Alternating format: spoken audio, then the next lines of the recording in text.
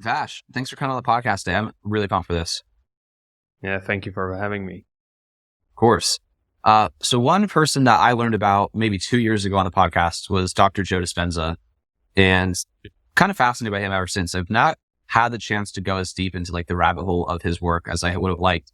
But when I found out that you had spoken at one of his conferences, I was like, whoa. We gotta back up here and figure out how that happened. So how did that come about? How did you find Dr. Joe Dispenza's work and talk about like what you talked about as well at this conference? I'd love to start there. Yeah, so I love to focus on something called what I call just mastery. A lot of people dabble. They listen multitude of podcasts. They read multiple books at the same time. They invested in 7 different courses, and they usually learn from multiple sources, and they never have opportunity to truly master, let's say, one teacher or one topic that they're interested in. And so 3 years ago, I believe, I just decided to go all in on the teachings of Joe Dispenza because it really resonated with me. I really resonated how he was scientific, at the same time how he was relatable, how he was telling stories. So I really enjoyed him. So I decided to just learn everything he had ever produced. So I would listen every podcast of his. I would read every book 7 times. And I would just go deep, as you said, to the rabbit hole. And I started going to his events, meeting people, and really understanding more and more what he is about and the teachings. But the most important thing, I was living it. Because he recommends usually hour-long meditations, which some people can't even do it for 5 minutes, let alone hour. So it's a lot about doing it and really being there. And I decided to go all in, so I would meditate even 3 hours some days. And through his work, and of course, the other principles I teach as well, is I started attracting a lot of things into my life. I built 3 successful businesses. I started to attract a lot of wealth into my life, a lot of opportunities. And at one point came a point where I was like, let me use it to attract girlfriend or love into my life. And so I started basically using his principles to attract wealth. And 63 days later, I attracted my girlfriend. I didn't have to go on Tinder. I didn't have to ask friends to introduce me. I just basically bumped into her. One day, I'm going to my friend's office, and literally I bumped into her. And at that point, I was like, man, this freaking works. And so I just posted in Joe Dispenza group, kind of just telling the process I've done, because I use multiple principles that a lot of people didn't know about. And so I just posted in a group. And then one day I'm in Florida at one of his events, and his assistant says, hey, do you want to meet Joe Dispenza backstage? And I was like, you bet, So I just went backstage, met there Joe Dispenza, and he said, hey, bro, can you go on stage and just tell the story and tell exactly how you've done it? And I was like, of course. So I think there were 1,700 people. And basically I spent, I believe, 15, 20 minutes on the stage. It's on YouTube as well.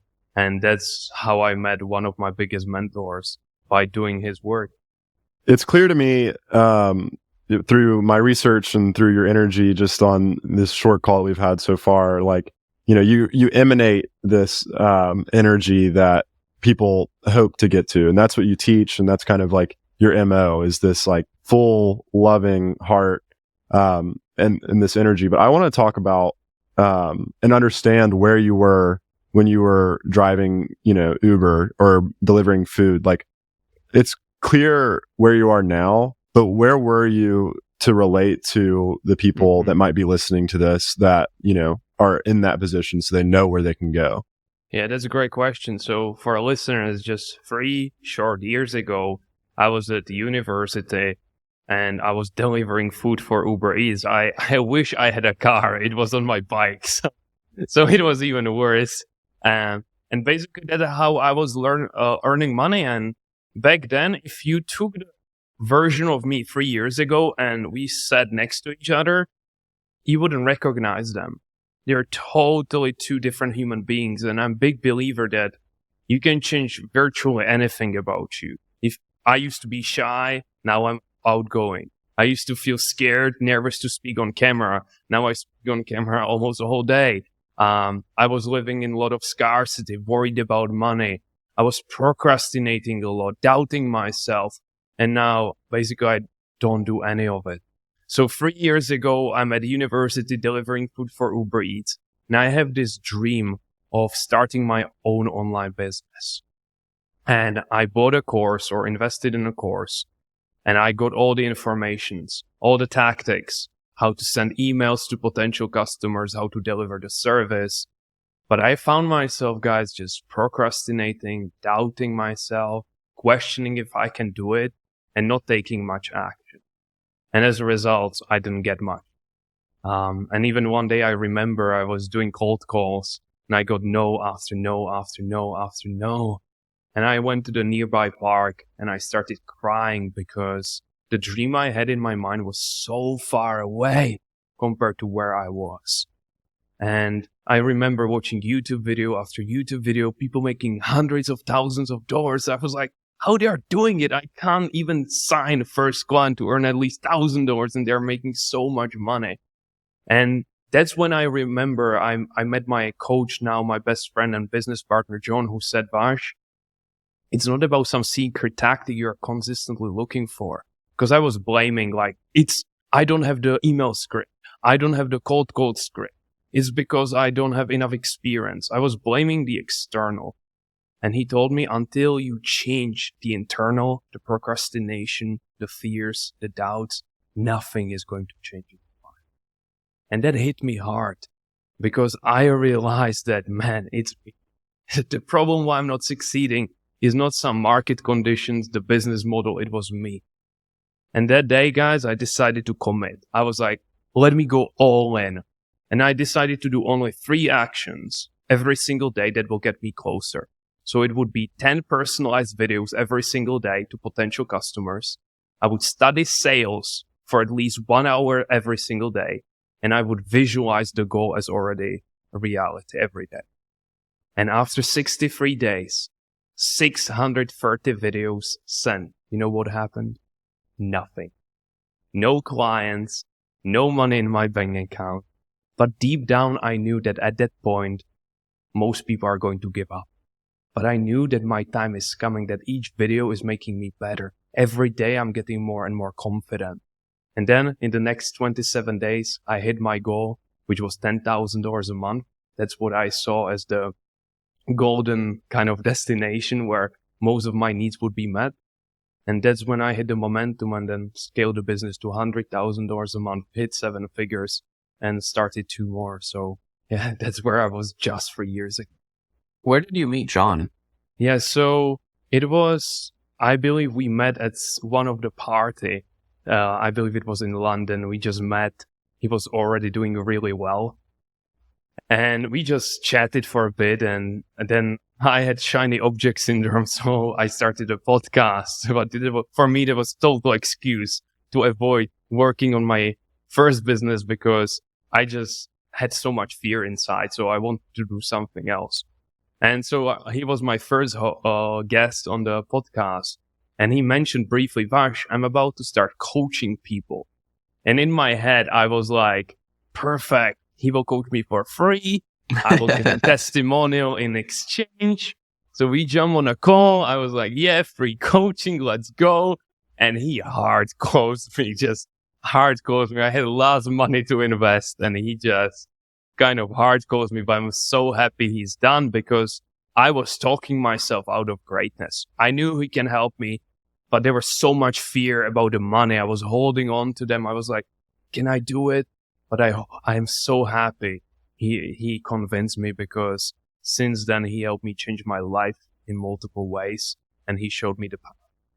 Yeah, that's one thing Kyle had mentioned to me before we had gotten started was like his perception of your story was that even at this point when you didn't have much money, you were willing to invest in yourself and like willing to basically reinvest all of your money into your, like, I don't know what the first course was or how expensive it was, but you're saying you're driving for Uber Eats, doing delivery on a bicycle and in the students. So it's like, you don't have much money to be investing in these things, relatively speaking.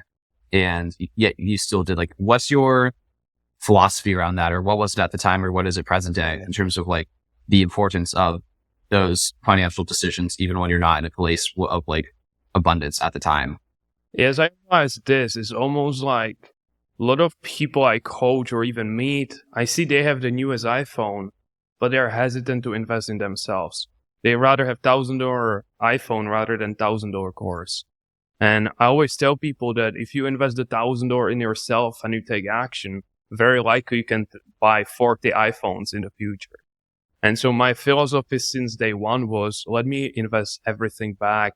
And I probably invested over $400,000 in myself, in retreats, masterminds, in certifications, because there are just so many needs you can fulfill. I always tell people that the $5,000-$10,000 month profit is, for most people our age, is like the sweet spot. Like in most cities, you can get nice apartment, you can go restaurants, you can travel.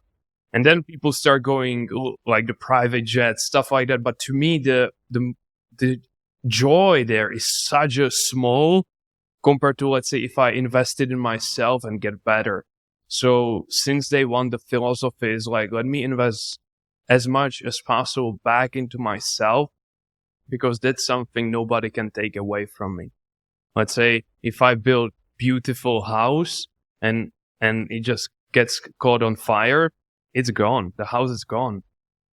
But if I invest in my skills, nobody takes them away. So that's why I was willing to invest. I think the course was $1,500. Then John did split payments. There was another money.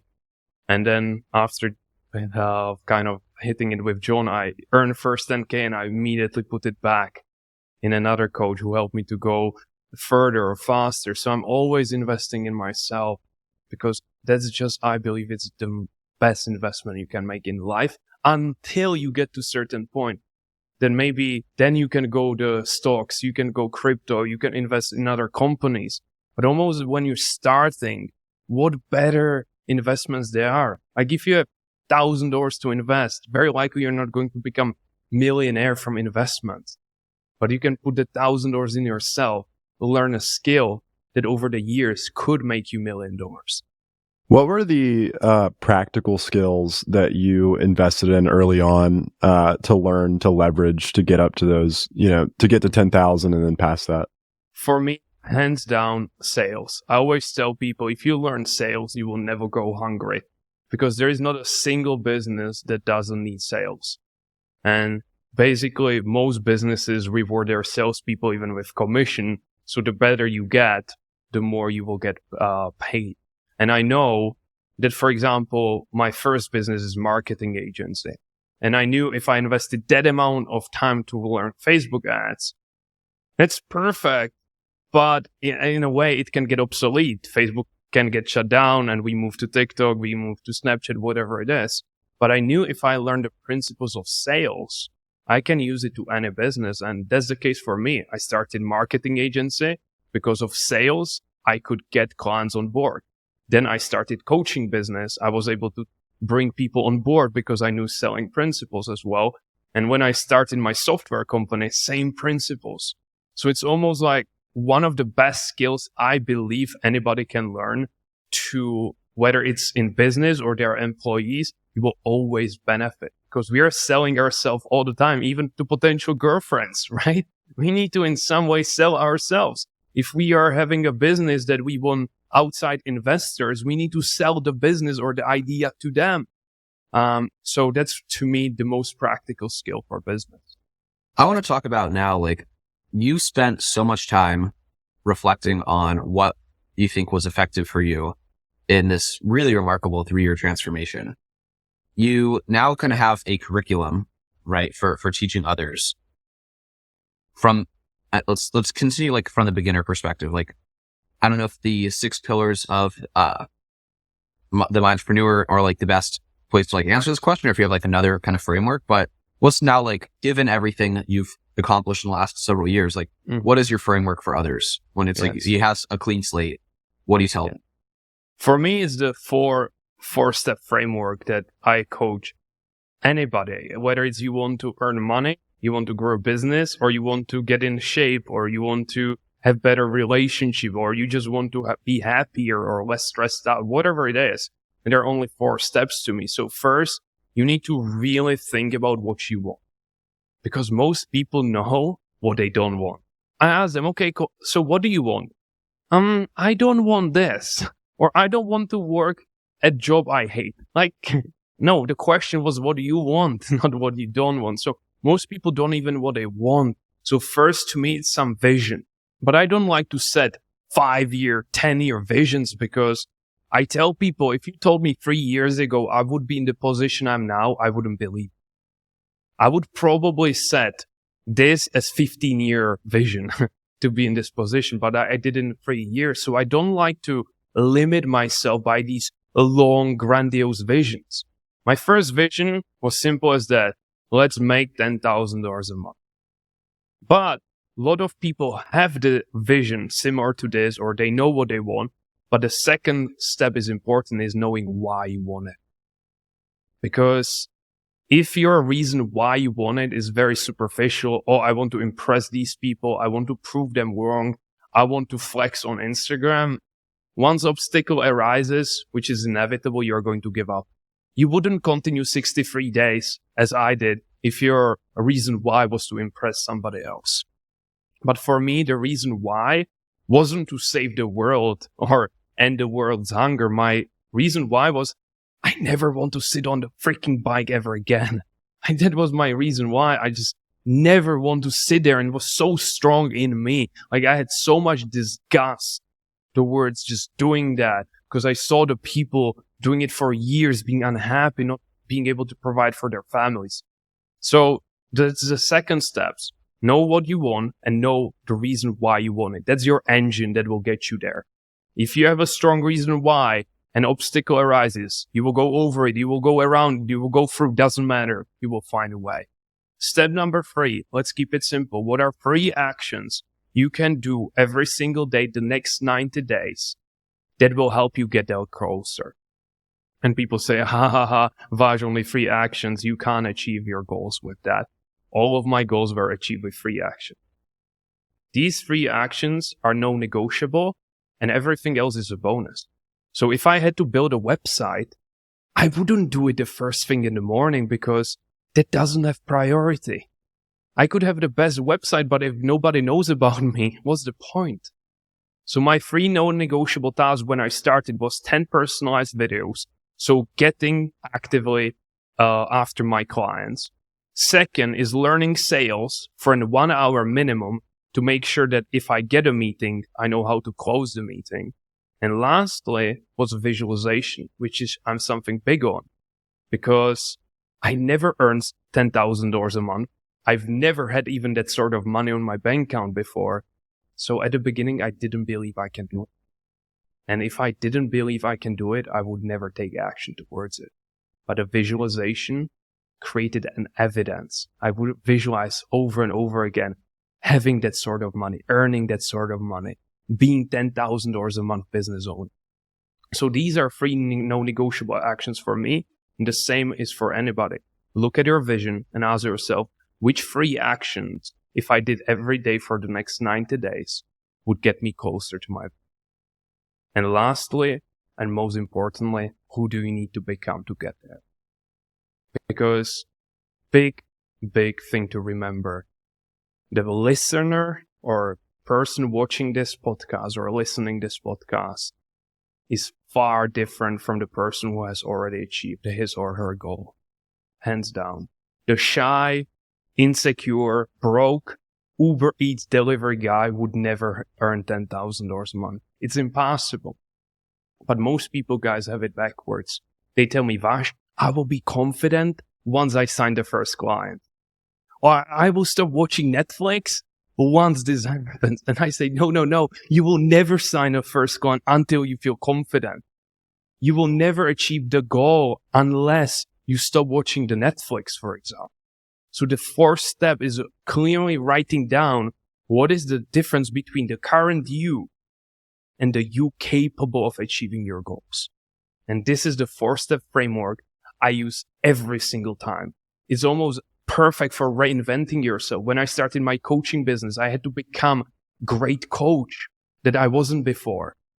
When I started scaling my business and started to have multiple team members, I had to become a leader. So I had to have vision, reason why, knowing my 3 daily actions, and become the person who is capable of achieving that goal. What are your 3 daily actions right now? Great question. So for me, I still keep some form of meditation, but for me, it's shifted now, which I call check-ins. So 5 times a day for at least 3 minutes, I go sit on my chair and check in with myself for 3 minutes. It could be small meditation, small breath work. It could be even quick stretching. But I notice, guys, that my energy tend to drop. Or maybe you're pumped in the morning, you had cold shower, you go, you work, and 2 hours later, your energy is dropping. You find yourself kind of jumping from one thing to another. So one of the daily tasks is 5 times a day, I check in with myself for 3 minutes. Second is speaking mastery. Again, English is not my first language, and I just past few months started jumping more on podcasts or interviews. And so one of the skill I'm now actively going after is 1 hour a day. I study my interviews. I study the past podcasts to improve the things I say, the way I say them, even the way I use my body language. So that's more the skill side. And third one is now I'm actively working on building a new product for my coaching business. So every day I spend minimum 2 hours a day towards building this product. So that's, 3 hours a day of minimum commitments plus the check-ins. Exactly. I tell people, like, when I started my first business, by lunch I was done in a way. The 3 no-negotiables took me around 4 hours, 5 hours. So if I started at 7, by 12 I was done. So if I had to build a website, I would do it in the afternoon. But if I wanted to take the afternoon off, I could. But so many people don't have clarity what they are going to work on. They're scattered. They mostly react. Oh, this person messaged me, I should do this. Okay, let me do it now. Oh, this person wants me to send them proposal. Okay, let me work on it now. They're reacting to the outside world rather than choosing what they want to work on, moving towards it. And in the afternoon, have your calls, have your emails, have your Slack messages. But first, complete these 3 non-negotiable tasks. What is your current mission? Yes, current mission is honestly impact. Because with Mindtrepreneur, which is the coaching company for entrepreneurs, we've now impacted over 1,000 students, which still in a year and a half is for us great achievement, and the growth is accelerating. And long-term goal or long-term plan there is 1 million students. I wanted a number that a little bit scares me, like how we are going to do it, but at the same time excites me. So that's the next mission, because as I tell people, once you hit certain numbers, most of your needs are met, and you start looking a little bit how you can contribute, how you can impact. So Dr. Joe Dispenza obviously has had a large impact on you. At what point did you find him? Like in this journey from being, where you were to where you are now? It was very likely a few months after meeting John. So It was John was a lot about mindset. That's what we teach. Like 10, 20% is the strategies, how to grow business, how to sell, how to lead people, all of these beautiful things that are necessary. But the thing is that most of these things you find on YouTube, right? How to send emails, how to reach out to potential businesses, all of these things. But 80% we believe is the internal world. So that's what John was coaching me. And back then, that was when I returned back to the book from Joe Dispenza I just read years ago, but it didn't make sense much back then. And so it was probably 4 or 5 months into the journey I started. Let's talk about the process of changing your inner world, because I know me personally, I struggle with it. Everybody probably struggles with the reality of understanding your own internal world. And, it's easy when you are empowered to understand how easy it is looking back, like to change your internal world, or maybe not, the word's not easy, but how you did it. But when you're in a disempowered place looking forward, it seems, almost impossible because of the way that your internal world is in that moment. And so can you speak to the process? You asked a really powerful question, and I will take it a little step back just for the listener to make even more sense, I believe, which is basically, as you said, making change when you feel inspired, when you feel empowered, it's almost easy. Like you usually spend 2 hours on Instagram or TikTok, but if you feel inspired, it's almost like you don't want to go there. It's easy to say no to distractions, but on the other hand, if you feel discouraged, maybe doubtful, it's easy to say yes to distractions, right? So that's what I've realized, because one day it was on my mind. I would consider myself a disciplined guy, right? And I enjoy going to gym. And one day I woke up and I'm like, let's go to gym. Let's hit some personal records. Let's go. I'm excited. But 2 days later, I'm making every excuse not to go. I'm avoiding it. And I'm like, what changed? Like, going to the gym stayed the same. Nothing changed about the task. I didn't lose my discipline overnight, right? Like, I'm a disciplined guy. What changed was how I was feeling. The first day, I received good news. I was feeling good. And the other day, I was feeling bad, discouraged because I received bad news. And I realized that the only discipline people need is not like, again, what Pro David Goggins teaches, like, fuck how you feel, just go and do it, right? Man up. That's not what is it about? Because I know when I force myself to do something, I never put 100%. It's almost like you force yourself, okay, let me send those emails, and you kind of tie them. Okay, let me go to the gym, and you lift weights, but not to your best abilities.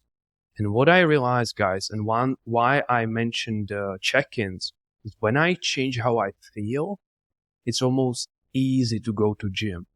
So what I do now, I call it disciplining the feeling. So when I don't feel good, when I feel a little discouraged or low energy, that's when I said, Vash, sit down. And I say, hey, Alexa, 5-minute timer on. And I just focus on my breath. Or I visualize my future I want to create. And I change how I feel. And then I open my eyes and I just say, let's go to the gym. Because when you feel good, you make good decisions. It's easy to say yes to the good things and no to the bad things. But when you feel bad, everything is bad. Like, it's easy to skip the gym. It's easy to go on TikTok and scroll it for hours. So that's why I tell you need to discipline the feeling, and then changing yourself is easier. Not easy, but easier. So that's the first component to the question. And second is to change the internal world. Again, I believe why a lot of people are confused, because it's intangible, or it seems intangible. It's almost like change your internal world. What does it mean even? Right? Or change your mindset. Even mindset, it's such a broad term where it could be a million things. But we say that we just help you shift identity.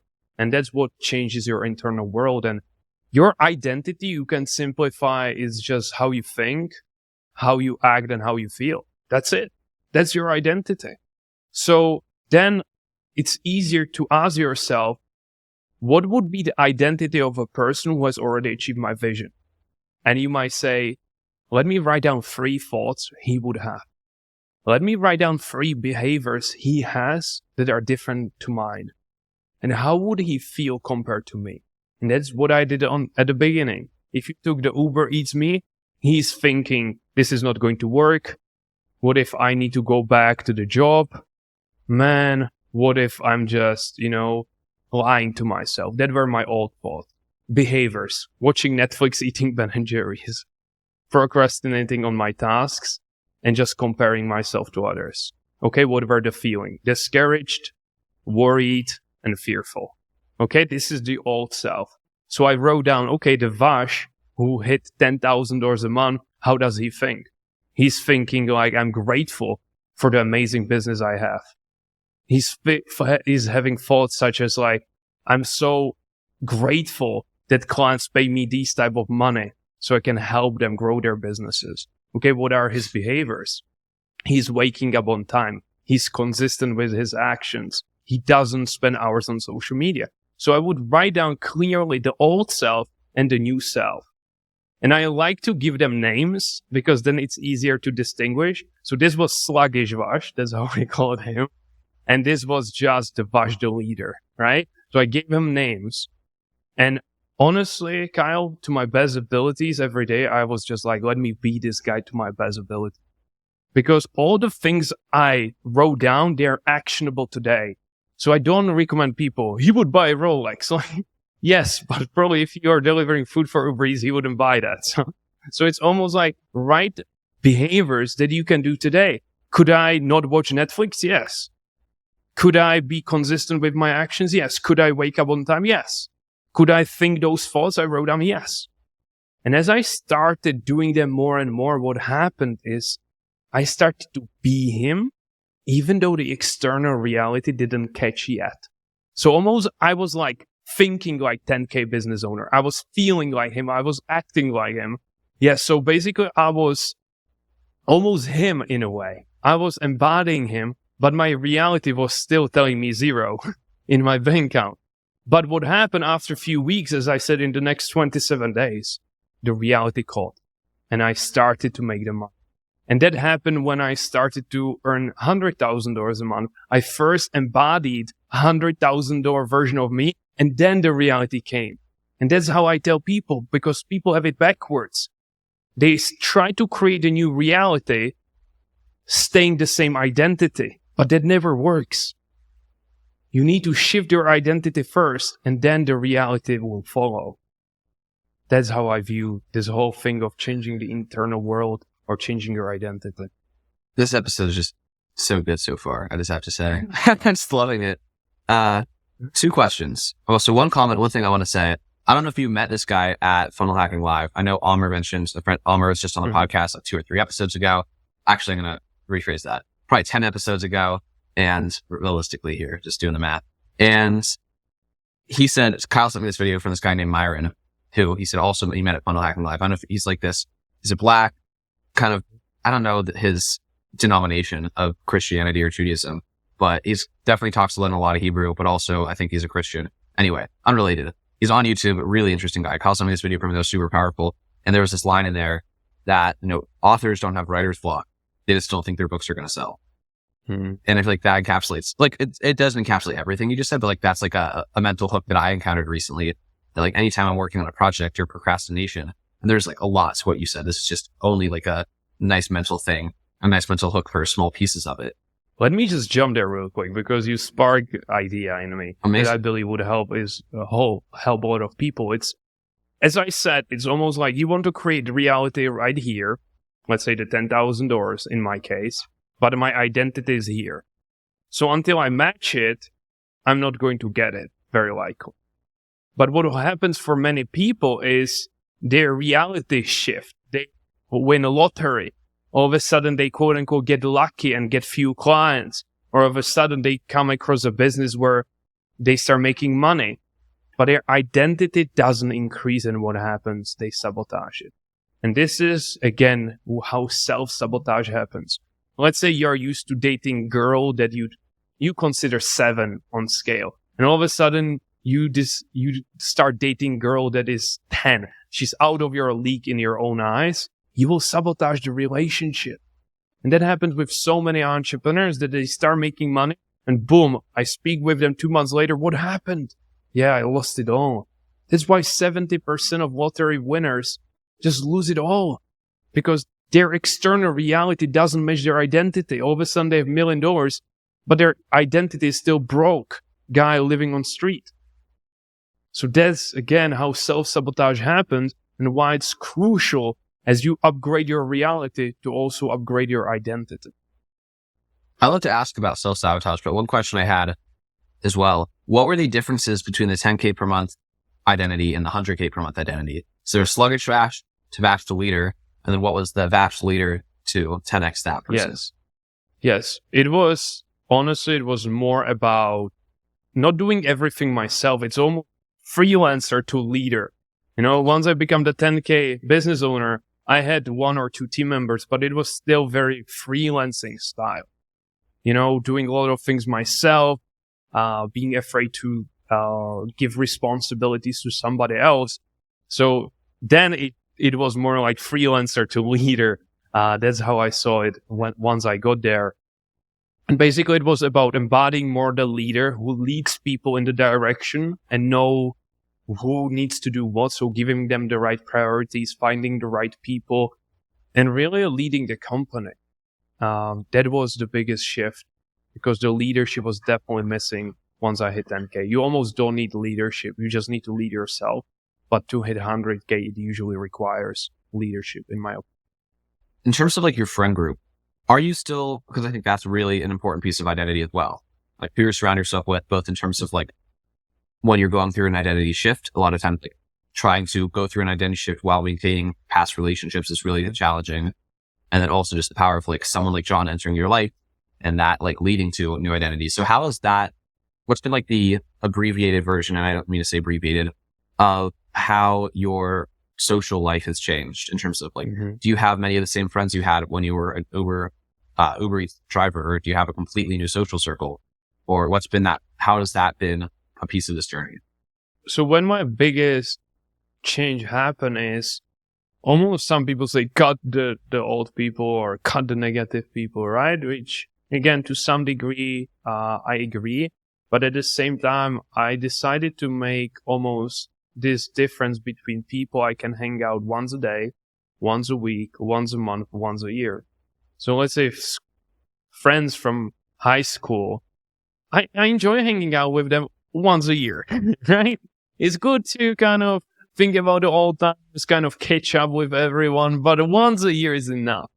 Then I have friends that once a month is amazing, we have great time, but doing it twice a month, really not necessary.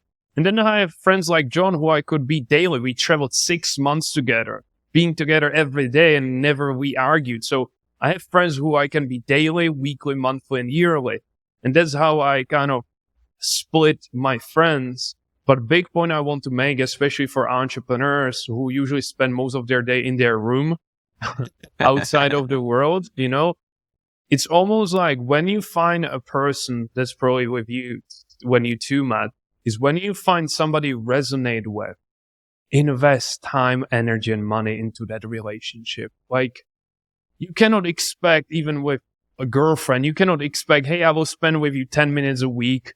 I won't buy you anything, you know, and I will do the bare minimum for you. The relationship is going to suck, and the same is going to be with your friends. So let's say with John, first, of course, I invested money into his coaching, but then we started having weekly calls that were no longer part of it.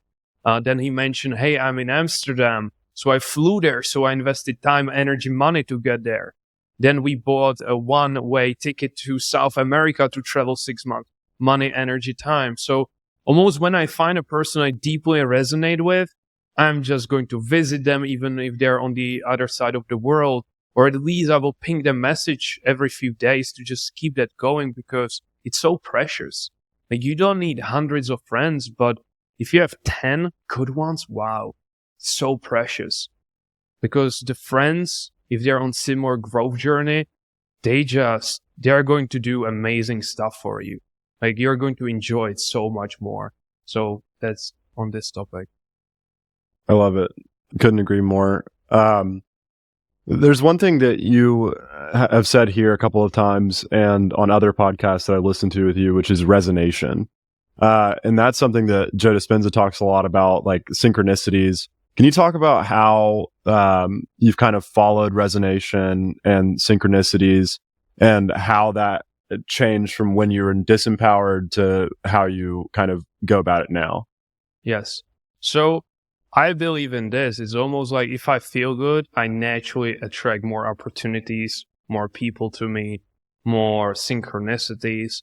Because just each listener can just ask themselves this. Like, if I see a person that is good energy, who is radiating this positive vibes, do I want to speak to them more than the person who is angry?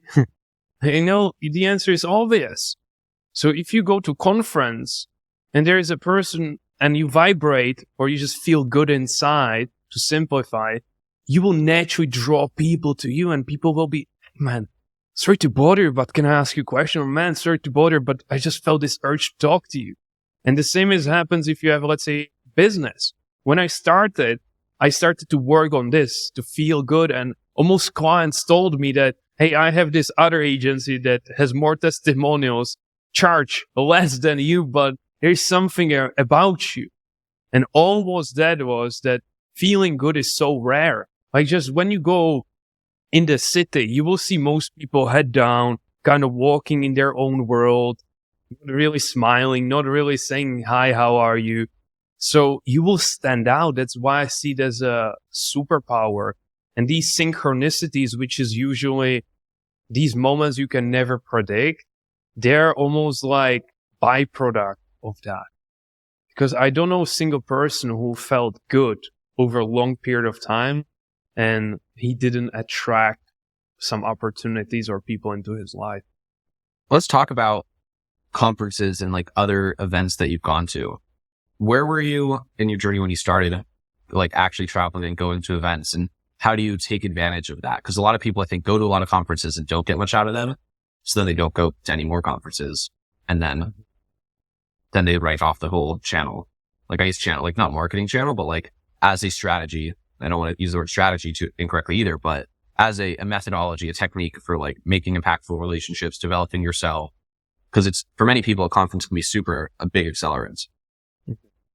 I believe in whatever you put in, you will get out. You know, some people go to conference, they listen to the speaker, then go to the grab a chair and start working on their business, or replying to emails.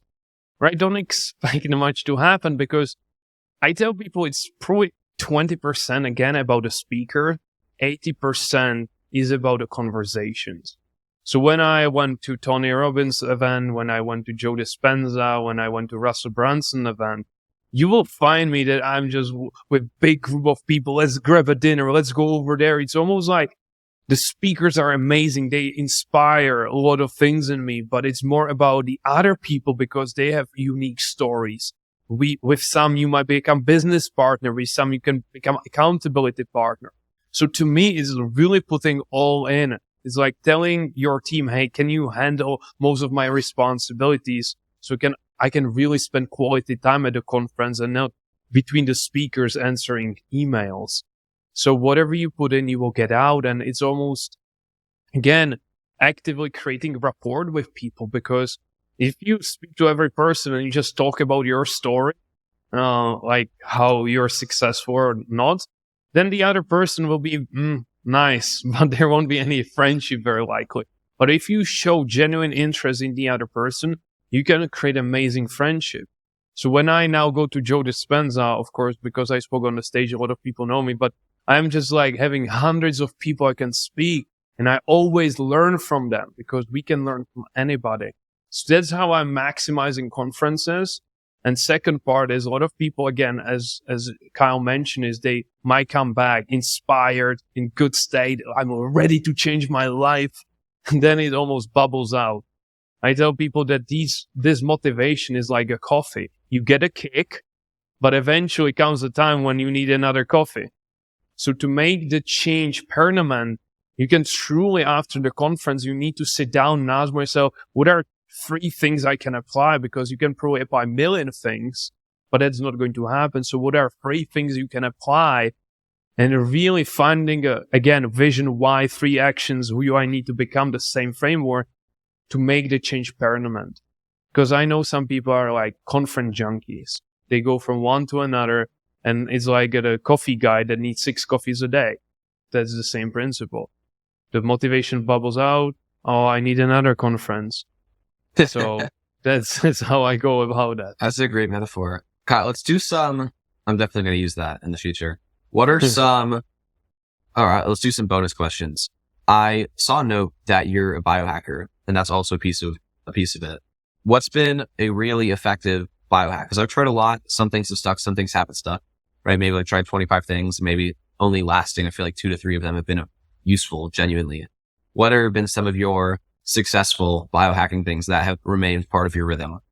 Yes. So I will take a very different spin than most people, because again, when you listen most biohackers, that's their full-time job. So they will give you 39-step morning routine, and before you finish it, it's 2 p.m., right? So you need to red light, you need to go to sunlight. You need to go cold exposure and just thousands of steps. And to me, there are just a few things I always do after the 80-20. What gets me the most result? And the theme of this podcast, we could almost say, is like feeling good. Find a way to feel good, because I always tell people how you feel is 100% in your control. And most people get angry because they think they're not. But how you feel is 100% in your control. If I ask you right now, what is wrong in your life? What is terrible in your life? You will start focusing on that and you will start feeling terrible. All of us would find few things we feel bad about, all of us. But if I ask you guys, what are you deeply grateful for? All of us, even if you had bad day, would find few things you can still be grateful for. You have a roof over your head. You have amazing friends. And sooner or later, you will start feeling grateful. So how you feel is in your control. Nobody can tell me otherwise. So I tell people the best biohack is to feel good, because I know people who eat all the organic salads, but they're stressed out the whole day and they develop, unfortunately, cancer. Stress is the worst thing. So if you can feel good, that will be much better than putting butter in your coffee. That will be much better than going and walking on a grass for 5 minutes. So feeling good is the overarching principles. And that's almost the other few I just see as a bonus. And I kind of don't even want to hear them at this point. It's just like, that's the answer. Right? It's like, who cares? Exactly. I don't. Exactly. Because people ask me, Vash, what supplements you take? I said, I take the supplement called feeling good. That's all I take. 5 times a day for 3 minutes minimum. It's all you need, because honestly, I want the listener to make this practical, but reflect back. When you felt good, did you make better or worse decisions? When you felt good, were you better partner, son, business partner, friend, employee? And the answer is always yes. And if we truly believe that how you feel is in your control, that's the best biohack. That's the only hack you need, because the other things might get you 2% improvements. But this is something that is the day and night. How do you feel good? Not how do you feel good, but how does a listener begin to train themselves to feel good? So the easiest thing I would start with is really the questions. The questions you ask yourself, because almost whatever question you ask, that's where your focus will go. And when your focus goes, that's where the energy goes. But most people ask what type of question? Why does it not work for me? Why is it taking so long? Why me? Why this guy is succeeding, right? All of these questions. So they focus on these quote unquote negatives. And as a result, they feel negative. So the questions, let's start your day with questions. What I'm excited about today. Immediately you will find a few things. Ask yourself, what could you be grateful for today? What went really well yesterday? So questions is almost the easiest task. Of course, then I'm a big believer in meditation, because the mind is always talking until we take charge of it partly. Because most people had is like, you didn't do this, or you still have this call waiting, or you didn't complete this project last week. Again, it's taking control of where you focus. So if you use meditation, just focusing on your breath, maybe you visualize the future you want to create, that will change how you feel. And as I said, 5 times a day for 3 minutes, you can do these questions. You can use some small meditation, but feeling good is almost commitment. It doesn't happen naturally at the beginning. It's not like I will just feel happy by default. You will very likely feel terrible by default, because that's what you've practiced. And I tell people, whatever you practice, you become. So my best emotion to go after is gratitude. Because if you listen to this podcast, you know how lucky you are. That means very likely you have a roof over your head. You have a device that connects you to the whole world, and you can listen, value for free. So you have so many things you're grateful for. And when you reflect back on the things, that will immediately shift how you feel. You can't feel fear and gratitude at the same time. You can't feel anger towards somebody and feel grateful at the same time. So these are a few simple strategies that people can start implementing in their life. And guys, I used to be the insecure, doubtful, a little bit angry guy. I wasn't this just happy guy. I practice it. Because remember, whatever you practice, you become. So I just practice being happy, being excited, being joyous. So that's who I become. And it's hard for me to wake up feeling angry now. I love it. One thing I want to cover before we go is it's something that resonated with me when I was looking into Joe Dispenza, and that is the realization that you don't actually want like the thing that you are going for. You want the feeling. And so could you just speak to that for a little bit? Big. So if I ask people what they want, some would say, I want this money, let's say, to make per month. I would ask them, why do you want it? And they would say, because I want to travel the world. And I ask them, if you travel the world, how would you feel? They say, I would feel free. Okay. Somebody else would tell me, I want the money so I can retire my parents. Okay, if you retired your parents, how would you feel? Gosh, I would feel proud of myself. So what you want is not dead people on pieces of paper or some number on your bank balance. That's not what we want. We want what the money gives us, which is some feeling. Because ultimately all of us wants to feel good. That's it. That's why we do all of this for. But almost the paradox is you can feel it now and you will get it faster. Because usually people look at me, how come you achieve this faster than this person? And I just tell them that I use the fast track.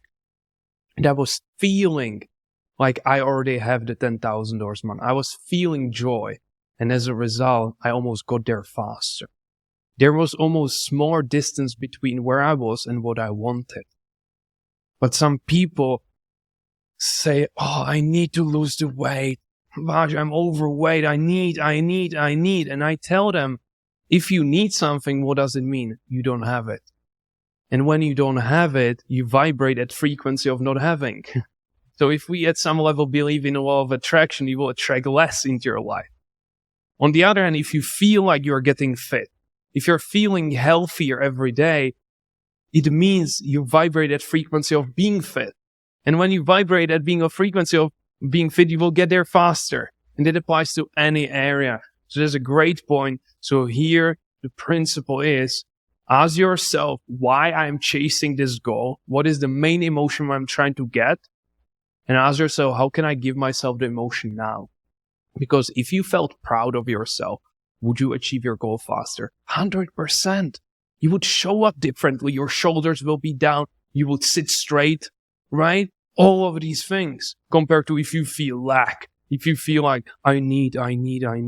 So yes, feel first. That's how you will get it faster. I am loving this episode. Really. I remember, I was texting Mac, who is someone who's gone through the Mindtrepreneur training, and was texted in this group chat that I saw he followed you on Instagram. So it's like, hey, by the way, interviewing this guy, I see that you follow him. Like, do you have an opinion? And I don't know Mac very well at all. Spent a day hanging out with him. And just dude sends me an absolute dissertation of questions and excited stories and just so much. And then wow, there's a reason for that, right? It's something emotionally resonated with him. I was like, I'm interviewing Vash, and he's so much excitement. And I don't want to say I didn't get it before, because I just didn't know, right? What you don't know, you don't know. But I'm I get it.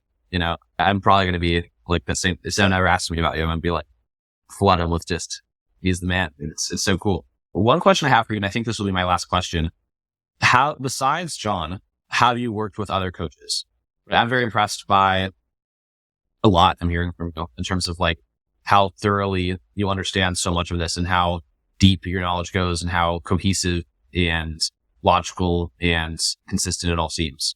And I'm curious if you, besides John, work with therapists. You kind of cover a lot of dimensions, right? Have you worked with a fitness coach as well? Have you hired, besides just reading books and letting yourself really absorb your Dispenza and doing a lot of inner work yourself? Besides John, has there been another person for you? There were definitely people I invested, but almost now I tell people there's thousands of courses you can invest in, but really look at the person, because many of these people don't walk the path. They say one thing, do the opposite. And for me, a lot of people come to me and they said, let's say I studied Joe Dispenza, but I never heard this, right? Or they say these things and I tell them this: I don't consume content, I create content. What do I mean by that? A lot of people read a book, they highlight and they write word by word what this person said. But to me, I might read a book for 10 minutes. I go to my whiteboard and I ask myself, how does it apply to what I already know?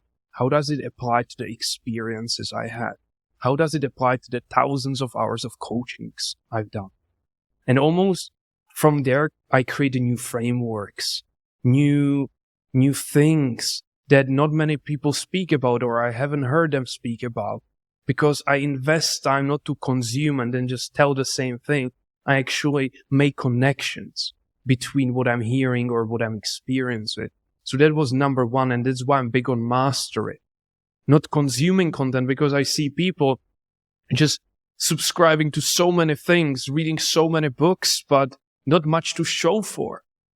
Because reading even books could be a form of procrastination if you don't actually take it and apply it. And another component is, I truly believe I think, again, there is this quote like, all the answers are within. And to some level, I agree with that. And because I spent thousands of hours now in meditations, that's where usually these examples, these principles come in. And just 4 months ago, I spent 7 days in darkness, complete darkness with no food. And there came to me such interesting principles that I never read, I never heard before. It was almost like a download, like, Vash, this is how it is, bro. I was like, okay. So that's how I get a lot of this. It's almost not by watching YouTube video. I might watch a YouTube video, get inspired, then I close my eyes and almost let the mind or whatever do its magic. At the end of the day, that's everyone you're listening to is just someone else who's just had an idea that they're just sharing. Like, it could come from you or it could come from them. Exactly. I agree. Vash, where should our listeners go to find more about you? Where would you like to direct the traffic that at this point is in love with you? Yeah. First of all, this was complete flow. So thank you, Luis and Kyle, for the opportunity. And for the listener, you spent close to an hour with us today, and I want to make it practical. So just taking the 4-step framework, please spend time. Ask yourself, if I could apply only one thing from the conversation we had today, what would that be? What would be the one thing I could take away and immediately apply to my life? So it's not just some nice dinner conversation you can have with friends. What is the one thing you can apply immediately to your life? And if you have any direct question on me, something you would like me to expand on, just go to Vash, that's VASH _Tomanec, that's TOMANEC. It will be pro in the description. On Instagram, that's where you can send me DM and just ask me any question. The same name is on YouTube. And if you want to find out more about the 1,000+ students we've coached and wanted to become one of them, then just go to mindtrepreneur.com to find out more. But thank you for taking the time.